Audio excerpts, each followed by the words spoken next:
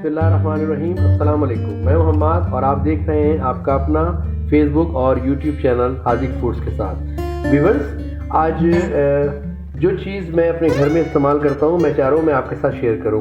अमूमी तौर पे जो गरम मसाला होता है वो जो लोग हैं वो बाज़ार से पिसा हुआ लेकर आते हैं, लेकिन मैं जो गरम मसाला है वो अपना ख़ुद से यही घर पे तैयार करता हूँ। इसमें बहुत सारी चीज़ें वो हैं जो नॉर्मली लोग इस्तेमाल करते हैं, लेकिन 2 से 3 चीज़ें ऐसी हम इसमें ऐड करते हैं कि जो नॉर्मली गरम मसाले के अंदर इस्तेमाल बहुत कम की जाती है। तो व्यूअर, मैं जो भी चीज़ जो है आपके साथ शेयर कर रहा हूँ वो हम वज़न है। देखिए, ये दालचीनी, बड़ी इलायची, काली मिर्ची और ये लौंग और ये ज़ीरा, ये 5 चीज़ें जो है वो नॉर्मली तौर पर जो है वो गरम मसाले में इस्तेमाल होती हैं। अच्छा, लेकिन हम इसके अंदर जो है 4 चीज़ें और ऐड करेंगे, एक्स्ट्रा 4 चीज़ें हम ऐड करेंगे, लेकिन इसकी मिकदार उसके वजन से 75% कम होगी। देखिए, पहले तो हम हरी इलायची इस्तेमाल करेंगे जिसको हम छोटी इलायची के नाम से जानते हैं।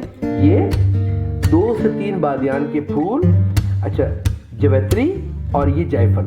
अच्छा, ये देखिए, इसको हम तोड़ के इस्तेमाल करेंगे। इसका जो खौल है वो हम उतार देंगे और उतारने के बाद फिर इसको ग्राइंडर में ग्राइंड करेंगे।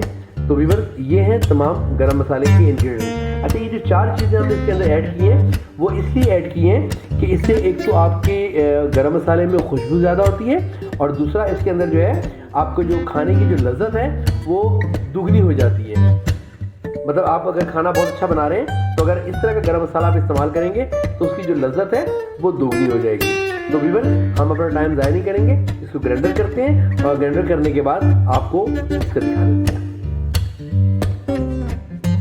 जी व्यूअर, मैंने जो तमाम मसाला जात थे वो अपने ग्राइंडर में डाल दिए हैं। अच्छा, आप ये देखिएगा, आप जब कभी भी फ्रेश लेकर आते हैं किसी दुकान से साबुत गरम मसाला तो उसमें कहीं ना कहीं नमी होती है। तो मैंने क्या किया है कि मुझे थोड़ी सी नमी महसूस हो रही थी, तो मैंने इसके ऊपर इसको जो है वो तवे पर जो है थोड़ी देर के लिए इसको सिखाया है। तो ये बिल्कुल अब ये ड्राई हो चुका है। तो ड्राई होने के बाद हम इसको अब ग्राइंडर कर लेते हैं। तो जी व्यूअर, ये हमने अपने गरम मसाले को बनाया है और ज़बरदस्त इसकी जो है वो खुशबू हमारे तक पहुंच रही है।